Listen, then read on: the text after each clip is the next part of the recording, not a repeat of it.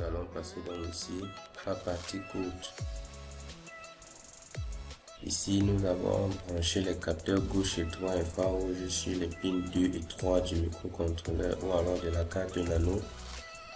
Ici, nous avons déclaré deux variables qui vont récupérer les valeurs lues par le microcontrôleur aux différentes entrées du capteur. Là, nous avons les moteurs qui sont branchés sur... nous avons ici là les broches de l'Arduino qui sont branchées sur le drive L293 à in 1, in 2, in 3, in 4 pour piloter le moteur de différents sens avant ou arrière. Là, ce sont les phares. Et ici, là, on a Enable A, Enable B, très important, qui sont les broches qui permettent d'activer les différentes sorties du moteur. Alors, si vous ne... Et là, maintenant, si vous voulez faire varier la vitesse du moteur, vous pouvez donc attribuer ça à des pins Arduino, mais qui doivent être des pins PWM. Donc, et au cas contraire, vous pouvez directement les connecter sur le 5 volts de l'Arduino, les mettre directement à l'état haut. Ici, là, dans le voice setup, ici, on a déclaré les broches du microcontrôleur en entrée ou en sortie. Ici, là, nous avons input, ça c'est pour les capteurs qui sont en entrée, déclarés en entrée. Nous avons les moteurs, direction du moteur qui sont déclarés en sortie, puisque c'est la carte nano qui envoie des informations. Ici là, nous avons déclaré les phares aussi en sortie. La Enable A, Enable B, qui sont les broches d'activation du drive pour que les moteurs soient actifs. Nous avons déclaré aussi en sortie, et là directement on attribue une vitesse fixe qui est de 170, vu que sur la broche analogue roi, les PWM sont dans l'intervalle 0 à 256.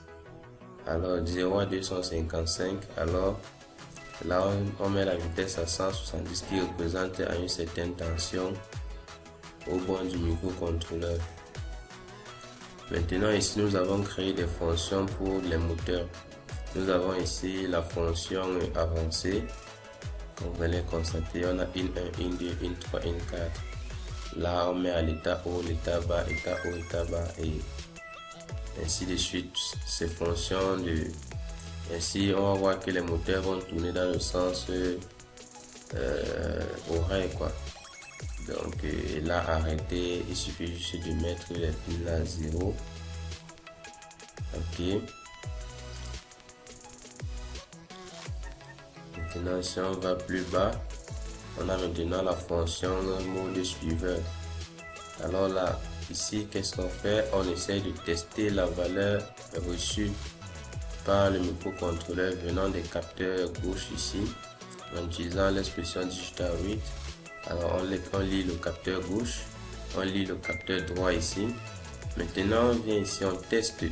On dit que si on se rend donc compte que l'état du capteur gauche est à 0 et que l'état du capteur droit est à 0, ça veut dire que le robot est sur la ligne. Alors si tel est le cas, il faut avancer.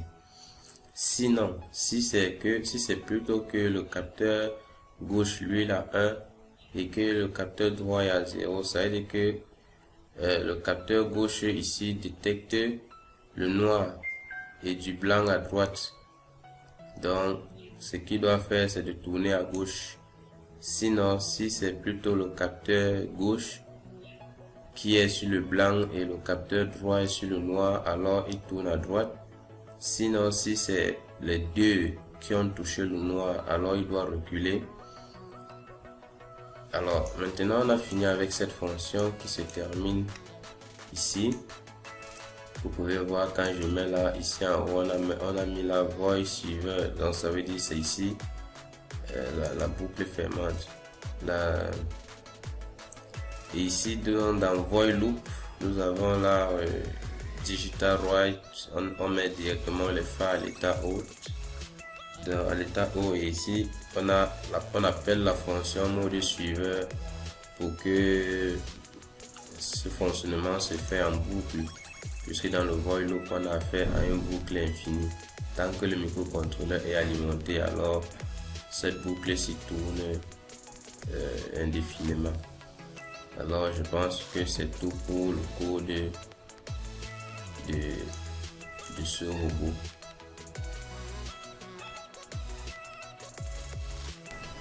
Alors pour monter ce robot, nous avons besoin d'une plaque ASR, des jumps mâle-femelle, des jumps mâle-mâle, du drive L293 pour piloter les moteurs, deux infrarouges, le châssis de la voiture, 3 piles de 4 volts montées en parallèle, et voilà tout le schéma, tout ce qu'il faut.